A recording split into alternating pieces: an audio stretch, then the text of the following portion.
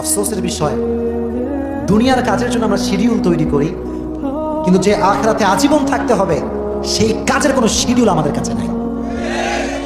কেন নাই বলি, এই যুবকগুলো দেখবেন ঘুমায় রাত 3টার সময় আর ওঠে সকাল 12টার সময়। What is the meaning of this type of life man? জীবনে কোনো মানে হতে পারে? মানে নাই।